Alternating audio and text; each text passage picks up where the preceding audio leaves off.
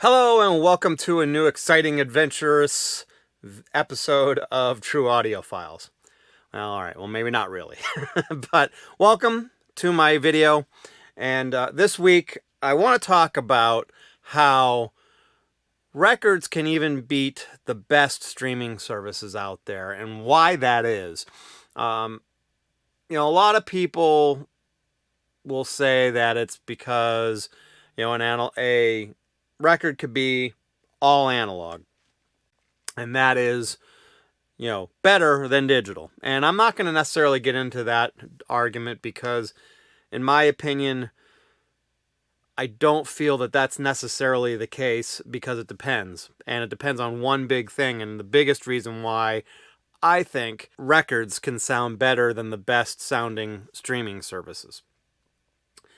And before I get too into that, I wanted to bring up this find that I found this week. I went up to Boston for a quick business trip, and I was able to get away for a little bit to visit a store up there. And it's called Nuggets. It's been around since the late 70s and been in, I think, the same place, which is right near Fenway Park where the Boston Red Sox play.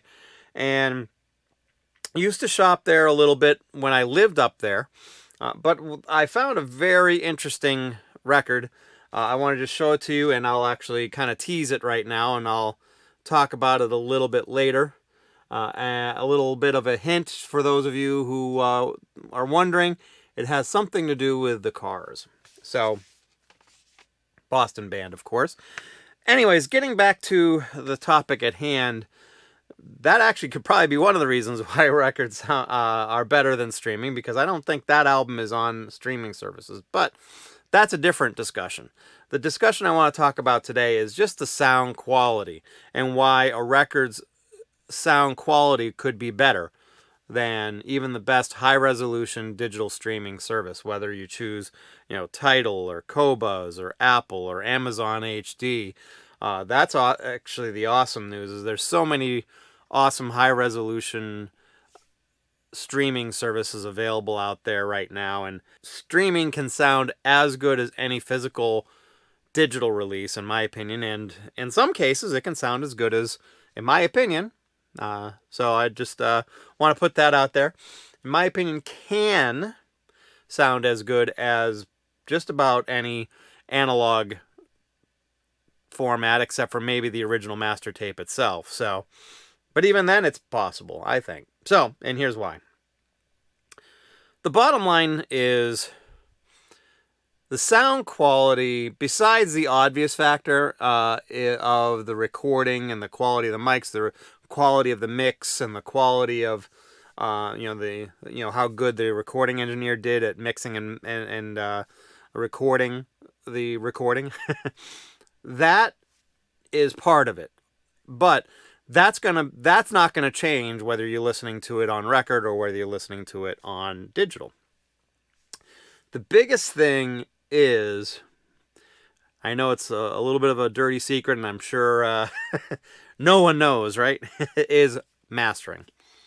It all comes down to the mastering. That is the biggest difference between all the versions of the albums that you hear out there. And the problem that we also have, though, is there are several definitions of mastering.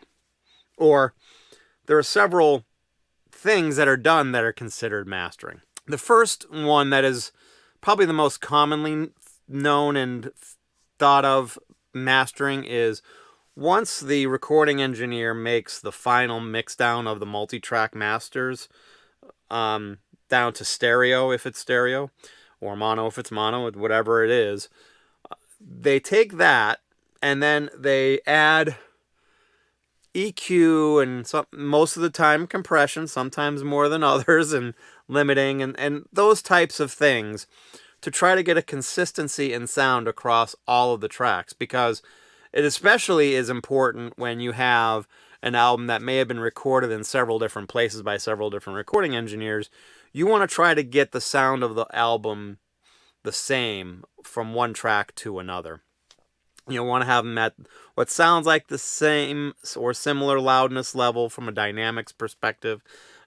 Same EQs or as close to it as you can, and things on that nature. And there's a little bit more to it than that, or can be, but just to keep it simple, that's kind of the starting point.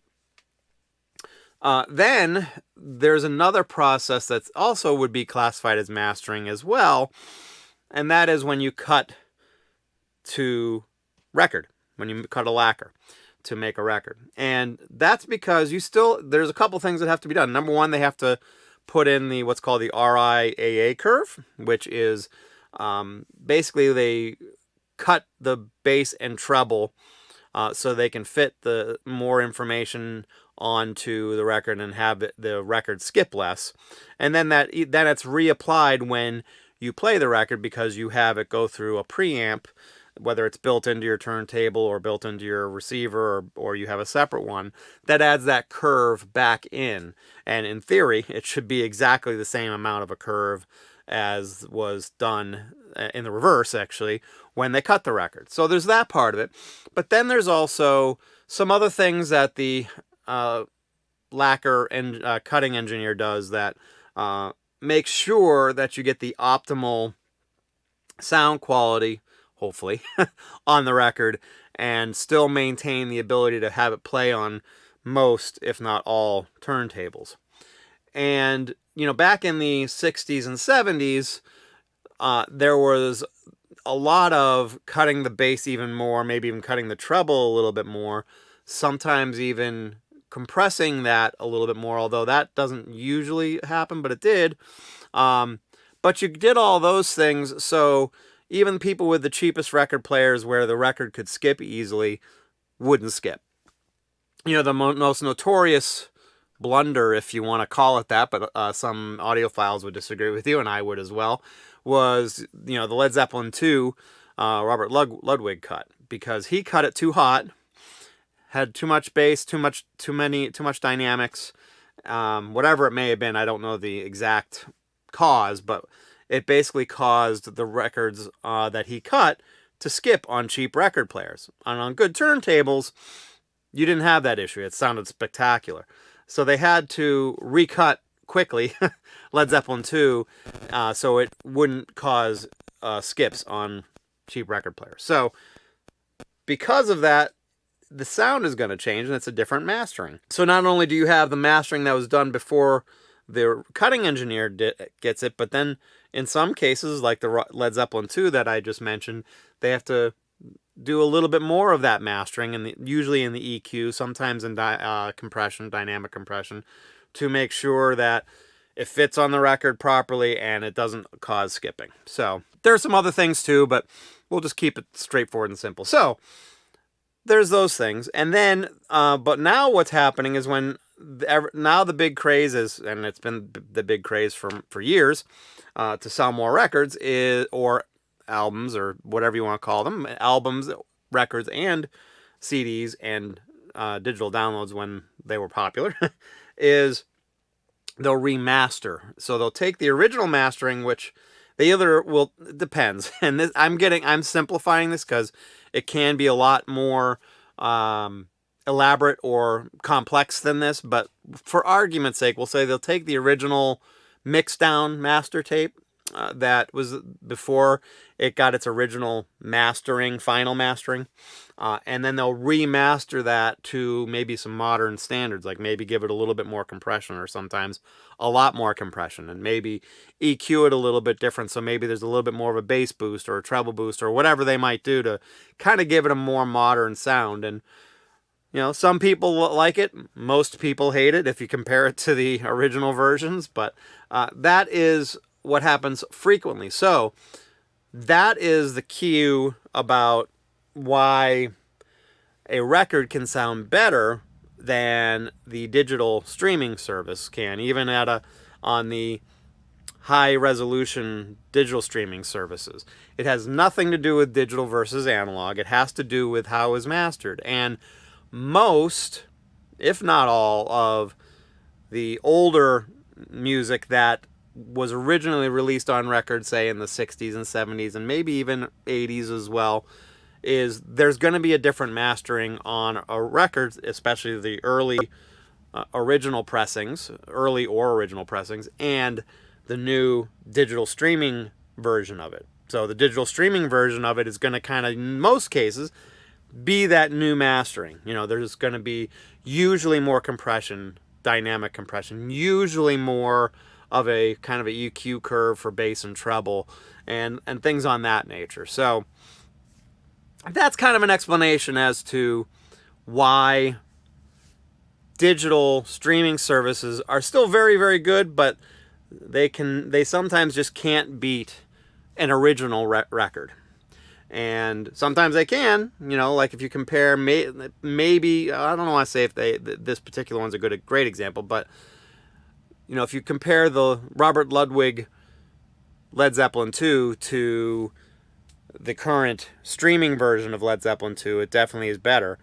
Comparing the recut Led Zeppelin 2 to the current remaster, I'm not sure if there's going to be a tremendous difference. I think it's going to be definitely more of a subjective thing, and I guess all of them are going to be more subjective. But I don't think that there's going to be much more, if any more, digital dynamic compression, I should say, or much of a difference in the EQ between the current digital version of Led Zeppelin 2 and the maybe late 70s to 80s vinyl pressings of Led Zeppelin 2. So that's kind of my take on it. That's my opinion, of course, but I think that it's steeped in some fact, especially when you're talking about the remasterings, because, you know, there's definitely a lot of dynamic compression or more dynamic compression being added to most old recordings, and there's definitely a different EQ curve to these remasters than the older ones in most cases.